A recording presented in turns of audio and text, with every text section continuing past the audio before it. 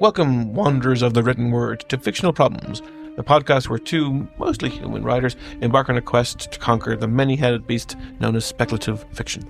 That's right. Whether you're tuning in from a dystopian megacity, a haunted library, or a coffee shop on the moons of Jupiter, this is a place where we talk all things writing, the monsters, the magic system, the space-time paradoxes we accidentally write ourselves into at 2 a.m.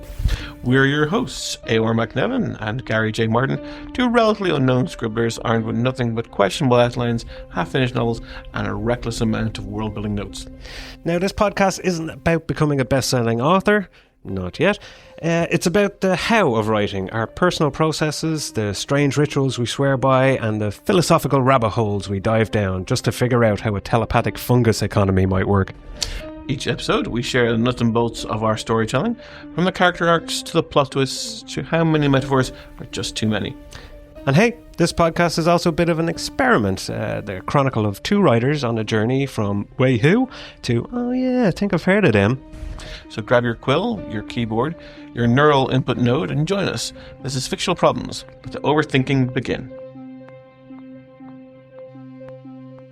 Welcome to the Fictional Problems podcast in association with speculativefictionireland.com. On today's episode, episode 1, part 1, we talk about how we write. Defining character through world building. We talk about the core key elements in relation to that. How to write a person of faith in a fantasy novel. Character motivations. Who are we writing for? Varying character perspectives. And we'll introduce you to the accountable vampire concerning character preconceptions and consistencies. Join us. All right. Okay, so the question for today's chat is how we write. How we write. So this is a broad enough question that we can start off. Ease ourselves into it, as well as ease any listener into. Yeah, so we can talk around the topic, see where the conversation goes, rather than as a more limiting question, which would be a bit more targeted. So yeah, do you want to launch in, or shall I? I mean, by all means, you go ahead. Wow. Okay. Right. So my personal ethos when it comes to writing. The personal philosophy breaks all writing down into 3 parts, into character, plot, world building. They are all intricately linked, as one could imagine. And this seems to be, when I start off this description in the past, that makes fine. Yeah, those are the 3 things. But I kind of go further and say, you can't describe a character, especially so we're in the science fiction, fantasy genres. You can't describe a character without world building. So you can't, you will not describe an elf without, so your elves in your world will be of a certain type. That's your world building. Yes. When you're describing your key elf character, you're going to describe how they are different from the standard elf. You're going to describe how Legolas and Gimli are of the type, but they are different. So you're going to need baselines. Those baselines will come from your world building. Occasionally they'll come from the plot, because the world building will then include history. History is plot. So imagine a Venn diagram where the 3 things are almost completely overlapped on one another. Yeah, they would be. So you focus on one, you build it up. You then find that you're filling out the questions. So from, say, a creating of the story at the start, you may, whatever your ignition point is, it will feed into the other 2 and answer the questions that you want answered.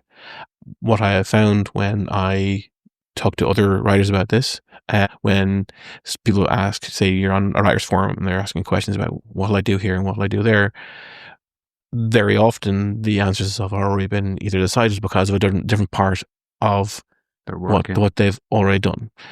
They'll say, okay, I want this character to be like this. Great, that's fine. Okay, but have you realized that this is now in conflict with this part of world building, which is great, if that's the conflict you want to write about. Yes. But if it happens to be conflict is important in everything. Oh, absolutely. In all writing, but obviously you don't want to be conflicting with your own process. Oh, absolutely. It's more story conflict. This is the aim of finding your story.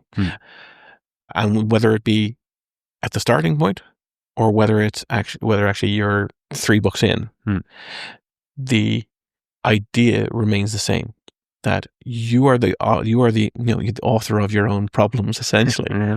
That every decision you make along the way has impact on everything else in the world. So you establish where the world is, your world building elements, you establish your character elements, your plot elements. The plot elements will change over time. Yeah. The world, and that will have an impact in the world. For example, you might have a kingdom which is a barony which is attacked, and That's familiar. Yeah, isn't it just? That has sort of an impact on the forces that are being used in those conflicts. Who is doing what and where? Yeah, have all impacts. Then you have characters having reactions to that. Suddenly, all the characters are changing. Even especially if you're dealing with large conflicts, wars, then even the physicality of the world is changing. So these are all nice key elements that one must keep in mind as we are going forward. Yeah. So that is core. I could rant on for a while, and I imagine I will, but that's for the introduction. Yeah.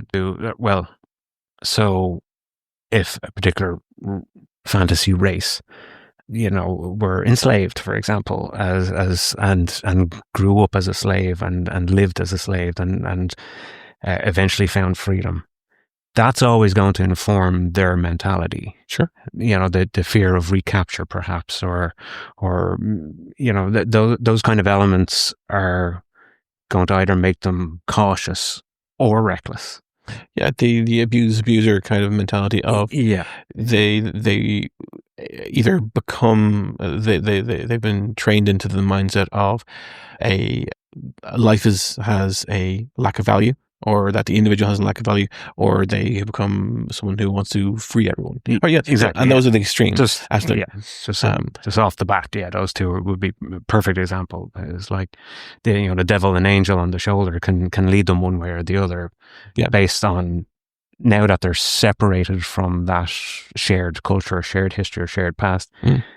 Now they're on their own to make their own decisions as characters. Well, obviously the author's making the decisions for them. Sure, yeah. But in terms of trying to bring a believability to an individual, it's a case of, there is no monolith.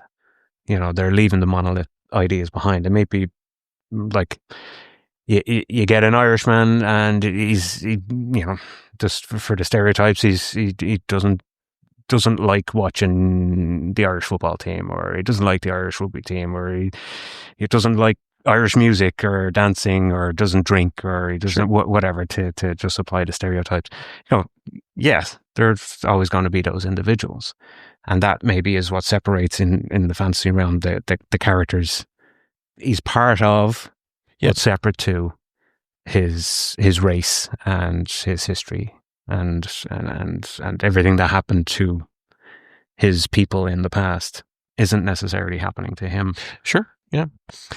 So a character who has grown from a bad past or a bad culture, they will still be seen as from that culture. So the Irishman abroad will still be seen as the Irishman, no matter. Inescapable, right? Yeah.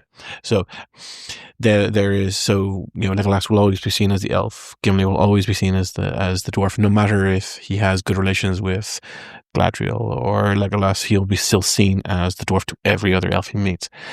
So while the readership, the reader will be aware of his previous successful ties, his growth, that I guess quite correctly shouldn't necessarily be reflected across the entire race of the entire other culture.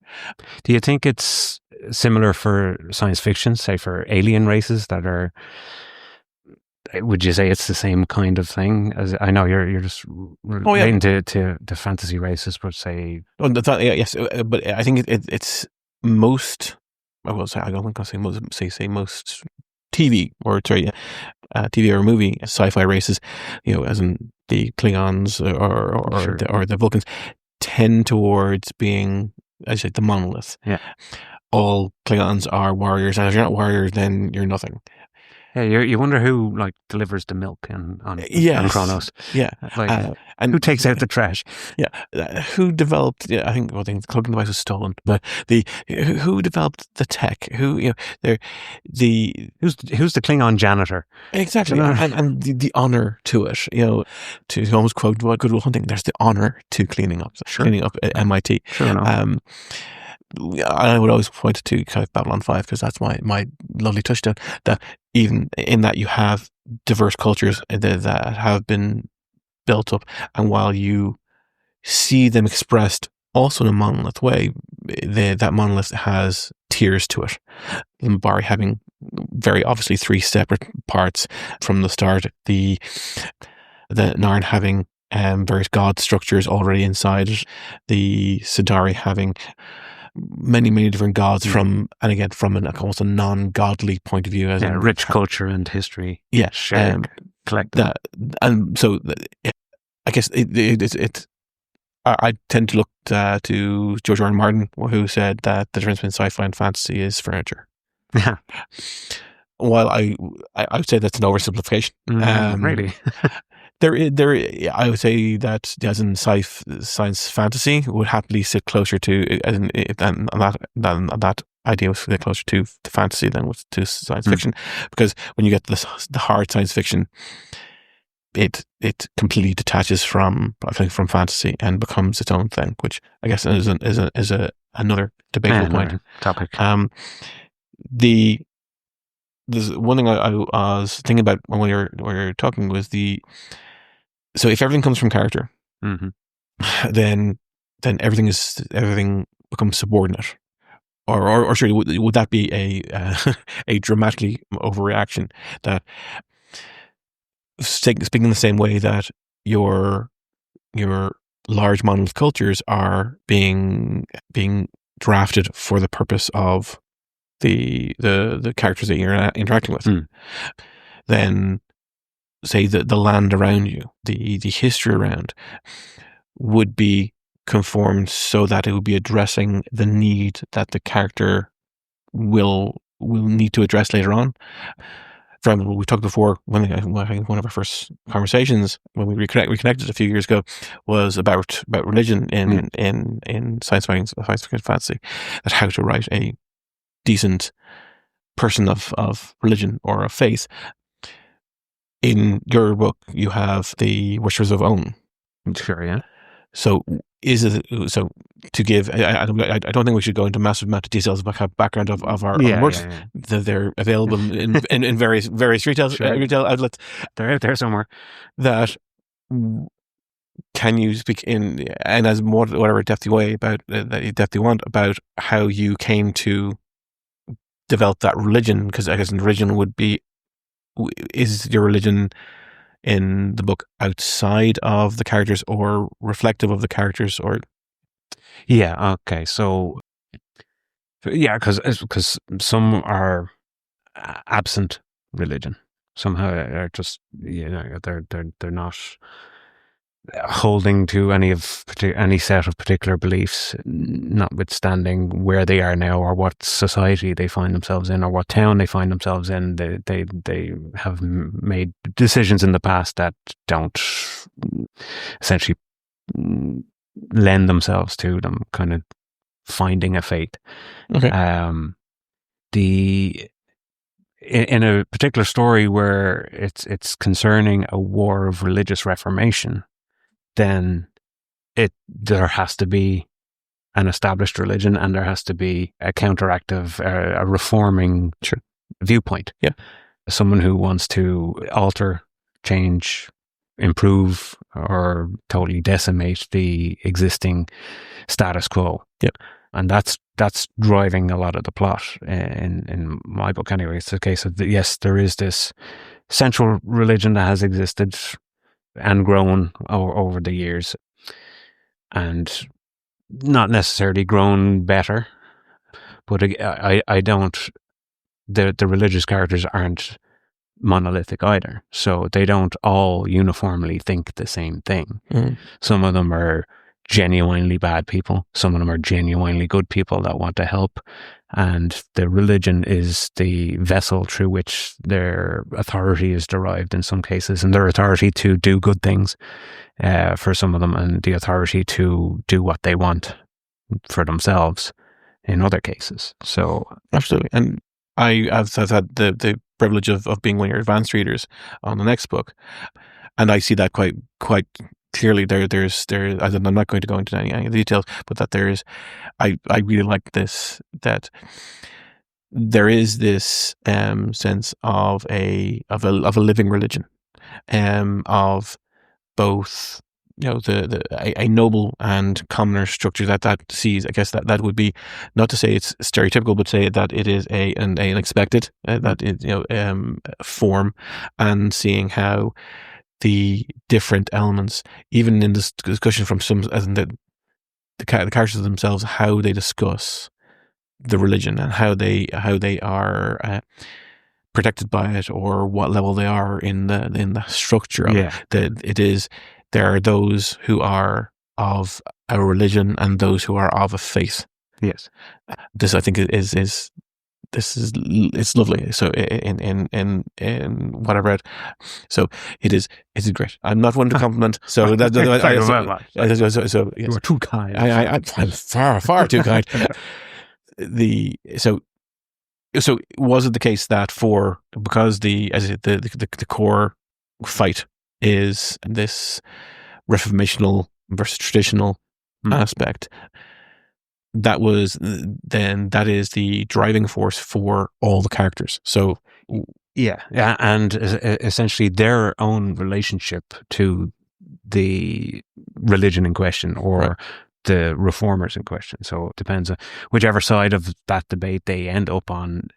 They're again not going to be just monolithically either just following suit with what they're told either. Yep. So they each have their own reason and rationale for how, and history and everything informing that character as to why they react, regardless of which side of that conflict that they are on. So they have their own motivations. And there's a thing I like to always put in is like, okay, here's the umbrella reason. Okay. So there's an umbrella reason that is shown to the world. Right. This is if anyone asks, this is why I'm doing it. Right. Kind of reason. Sure. And that's, I think of politicians in that way in today's world. It's like, oh, if I can get away with saying that it's for the greater good. Yes. Greater good. Yeah. Yes. It's for the greater good that I'm doing X, Y, and Z. Well, really, it's because I have shares in this company. Sure. It's kind of, and so when I see that in the world around me, I want to apply it to the writing as well, to get, again, that sense of realism and believability and kind of relatability. Sure. People can kind of go, yeah, I recognize there's what they're telling us. Yeah. There's what they're showing us. And then there's what they're not showing and telling us, which is behind the scenes, which is it might be a personal motivation. It might be that they might be doing something, well, let's bring down these evil people over here. Right. But really it's like, no, I want vengeance on that specific guy that's part of that group. Right. And this is the only way I can do it, is convince all these people to fight with me because he's behind walls and has 10,000 soldiers. So I have to come up with an umbrella reason that all these people will relate to and decide to follow me, so I can get to that one person that's way back at the back. Yeah. The motivation could be that he sees they may be, to his support, they may be represented as being evil, but it may be just that he wants to replace them. Yeah. That he, or that there is no real change in mind, is just a changing of the guard. Mm-hmm. And I think it's the Who, meet the old boss, same as the new boss. The new.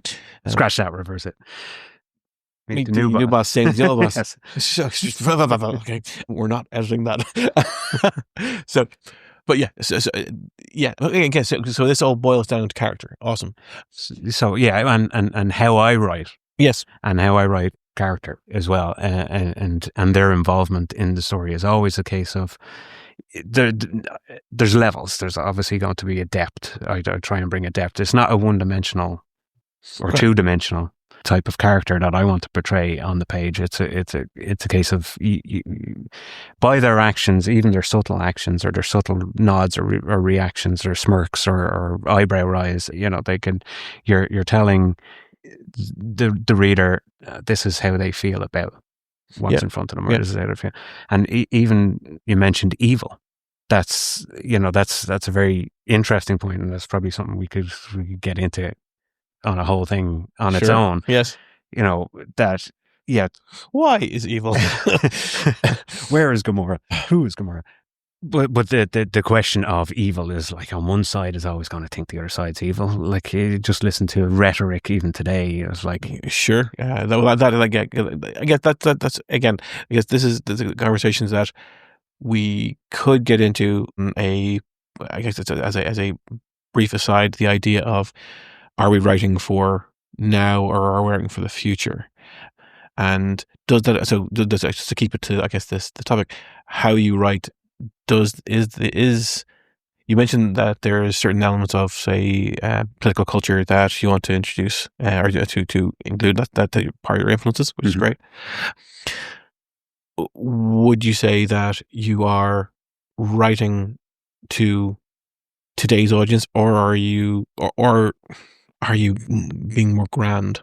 Essentially, I don't know grand. I don't know even today's audience. I don't know even audience. I'm writing first and foremost. I think for myself. I think I'm writing the stories that I feel I need to tell, or that I feel like I would enjoy writing. Right. So I'm not necessarily even really thinking of an audience, which maybe I should. Maybe the book could sell more. Well, no, but I think that's also a valid sub question to answer. That how we write, do we have a picture perfect person in our mind, the person who, and I mean from just a mental state, rather than, as I'm not talking about their physicality or their personality, but just what's the person who we want to connect with? Do you have that? To answer the question myself, I don't think I do. I occasionally, some of my writing tends towards almost playing with an audience. As the only time I'm thinking about the audience is when I'm thinking about playing with them. There have been cases where I'm setting up. The way I'm setting up a story is to not subvert in a bad Game of Thrones ending kind of way, but to say this has always been the case, that you've been following this narrative for this long. Hopefully you've engaged with it. Hopefully you've enjoyed it and appreciated it. But at some point, there's going to be a switch. There's the other shoe's going to drop. The scales are going to fall from your eyes, and you're going to realize, oh crap! Like the aha moment, or the oh crap?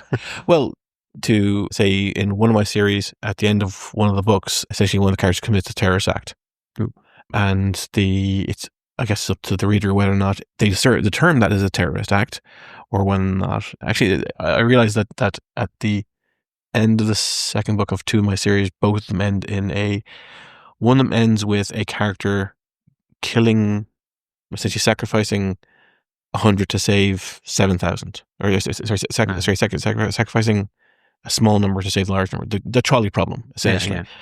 But they do not have a discussion. They do not externalize that discussion with anyone. They have to take it on themselves. Is that a villainous act, or is it a heroic act? Is it something that the reader would have to judge for themselves? Yeah, exactly. Have they connected with this character? Is it a character that they like, or they maybe even empathize with? And have this person do these dramatically bad things? In the other narrative, where the character commits the quote unquote terrorist act, although I'm framing it as that, but that character does kind of communicate a rationale. And I am okay with that rationale not being complete, or not being that there's no decision as a writer, you're not putting a full stop on it. You're like, it's open ended for the reader to interpret and to feel how they feel about it. You're not trying to manipulate emotions or feelings of the reader. Yeah, I want to take them on a journey. I know what the character thinks. I know why they did what they did, and I know what they're going to do next, and why, and then their interactions and what the next part of the story is for them, that where their path ultimately takes them by the end of this narrative. So I'm aware of all of that. So I'm happy for them to go, whether it's a dark place, whether it's this character started off heroic, went into a dark place, came out being a changed individual. They remain ostensibly quote unquote good, but they had to take some bad decisions in order to get there. But of course, good and bad being how they're perceived by external individuals as well. It's not just so. I guess the in this particular narrative, this is quantumancy. That there is, I have I wouldn't say an audio surgeon, but I have a narrator who has their own point of view, and in how they're talking about things, there is a large focus on as all the narratives continue of how that person is now talking about it. So they are relaying the story and going, well, he had reasons. Yeah, I'm sure he had reasons. Yeah. And then so telling the story of what happened, and then going, yeah, he's still a mate. And it's probably kind of, I was going to use the word, probably funny in a way, but or peculiar. Yeah. Insofar as, like, if you have a character that the reader likes and trusts have a particular opinion of another character, then that might transfer to that other character. It's like they're like, oh well, Sir Galahad really trusts this person, so Amy, as a reader, I should trust that person, even though I don't know yet. Yeah, so they're the external force I'm talking about. That if a character you liked doesn't like someone in some other character in the book, then the reader's going to be cautious, perhaps, absolutely, or wary of where that's going, or that they will mistrust the person. So it depends on their relationship with both characters. That if the person being spoken about is their favorite, they will distrust the person speaking. Yeah, and this kind of like personal relationships in the real world. And your best friend told you that he's an yeah, exactly. Yeah, it's and we don't like him. Yeah, so it's a lovely. If it happens, it is. Do you want that sort of parasocial relationship between the reader and the characters?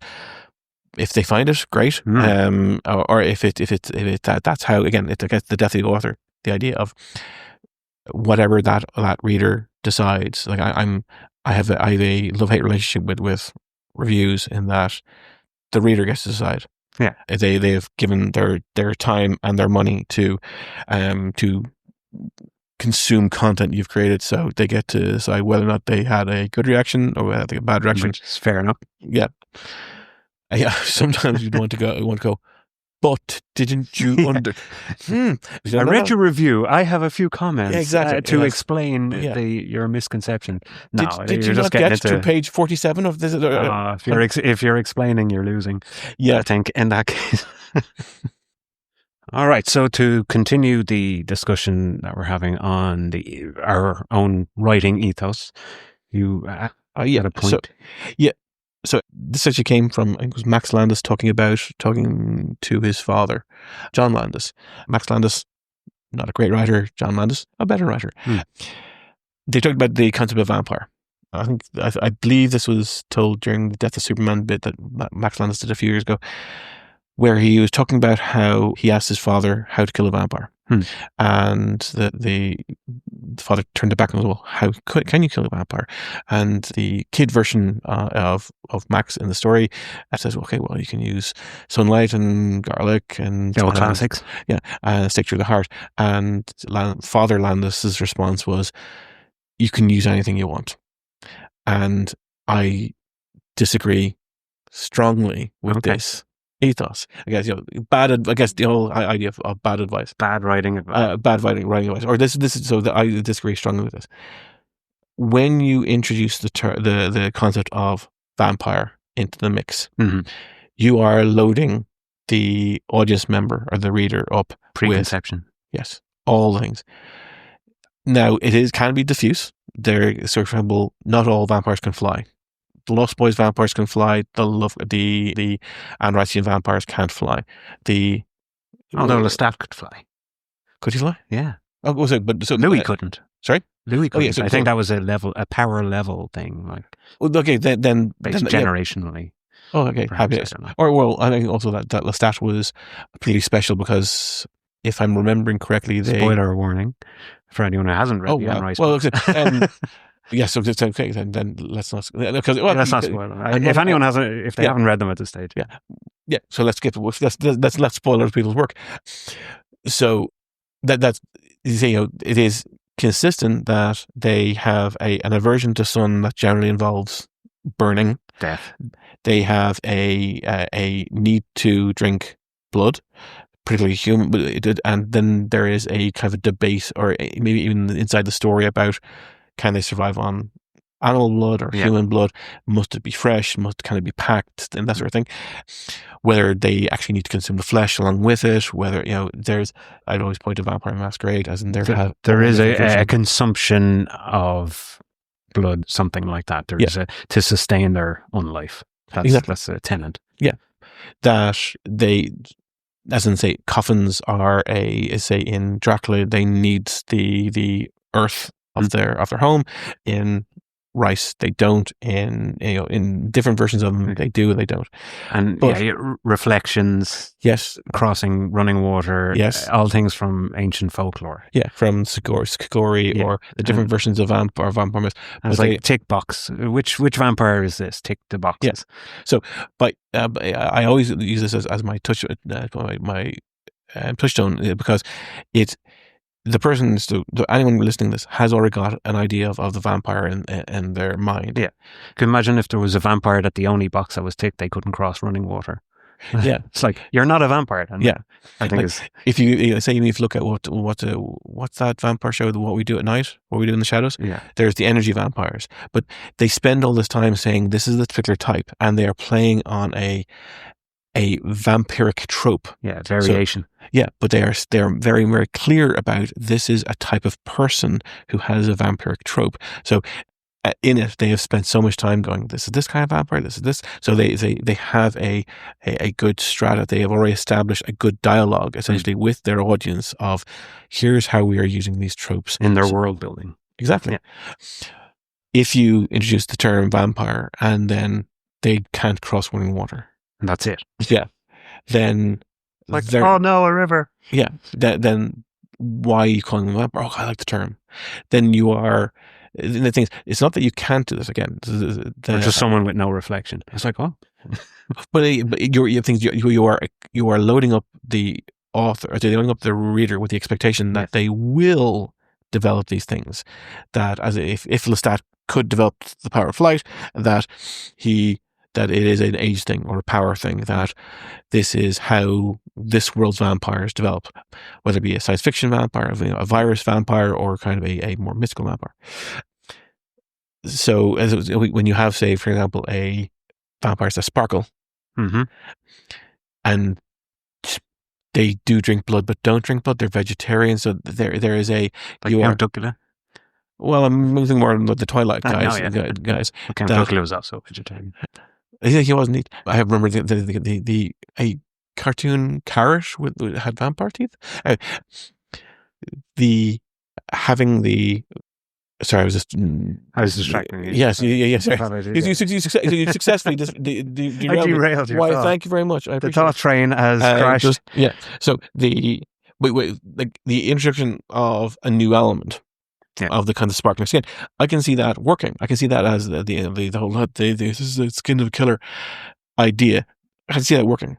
That vampires are eternal. They are that there is a almost marble quality to them. The vampire masquerade protein level 6. There's marble skin. The idea of they are almost indestructible. That and because they're indestructible, they have this mythos has developed around them. I can see where it's going with that, but I don't think that ever. It was a nice idea that they didn't expand upon. Mm-hmm. And then I haven't seen it used in anywhere else. So it hasn't attached itself to the general ethos of the wider lore. Exactly. So when someone says in a, someone picks up a new book and goes, oh, they're encountering a vampire. How many readers or what percentage of readers will go, huh, I expect these guys to have sparkly skin? Yeah, not many. Not many indeed. But they would all expect the blood drinking. Yeah. And if they flew, they would understand. And if they turned into bats, they'd understand. If they turned into werewolves or if they turned into gaseous form, if all these things happened, they'd go, yeah, okay, completely accept. And indeed, if you are from a science fiction point of view, if you describe a vampire class starship, that is in that you are not invoking specific characteristics of blood drinking or the kind of what a vampire is, but you are creating the dread. Yes, absolutely. Or what powers or what capabilities would that ship have? Would it have stealth? Would it have first strike capability? Would it, why did a designer of a vessel decide to call it a vampire class ship rather than a Constitution class ship or a Dagger class ship? If you are so maybe they just got to V on the alphabet. In this case, then why are they calling it a Viper or venereal or the venereal class? Battlestar Galactica had the Vipers, you see, or Victory class. There's from how we write from a world building point of view, every statement I would be looking to make, I would be aware of how I would expect. So that's the author. All that aside, I would be expecting a particular type of, and I've been saying this. I'm considering a thing. Actually, I'll go back in a second. He's just formulated a vampire class starship. That actually sounds cool. It's more a process of writing that I'm aware of, because we've talked about the kind of reader that we would expect, and I would and as I'm thinking about it now, I don't expect a certain reader, as in mentality wise, but I would hope that they would pick up on nuances. Yes, of course. So if I describe something, say, a certain character has a throwaway line describing them as they're blood-sucking son of a bitch. They're not blood-sucking, but are they seeing something that is not, if that person ever became a vampire, say as part of the narrative, they're in that kind of universe, or they were already in that, and the person was accidentally letting out a secret. These things would hopefully key in to that writer, that reader's mind, that as I write, I am not putting things in that are not required of the story. That I might have a problem with brevity, but that I can't be brief, but that why use 5 words when 20 will do? Exactly. 20 per sentence. Clearly. There's several thousand will have to do. But I to your point, I completely agree in relation to, say, like I was saying earlier, I don't have a particular audience necessarily in mind, but I'm aware, obviously, since being published, that there is an audience. So the consideration isn't a case of I'm just writing for myself and I don't care about what anyone thinks. That's not the case. I don't take that kind of reaction to it. It's a case of I'm writing for myself and anyone else who enjoys what I've written, which is great. But I always presume that, like you're talking about nuance, I'm presuming that the reader is particularly smart and can always pick up on all the little Easter eggs or nuance, like you're saying. Like so the stuff I'm leaving out, I'm of a firm belief that anyone reading it is they can figure that out as they're reading, which will enhance when they come to those discoveries on their own. Mm-hmm. It's kind of like what's not on the page is not almost as exciting, but what's not on the page kind of fills in the technicolor. Yeah, I think it was jazz about the notes that aren't being played.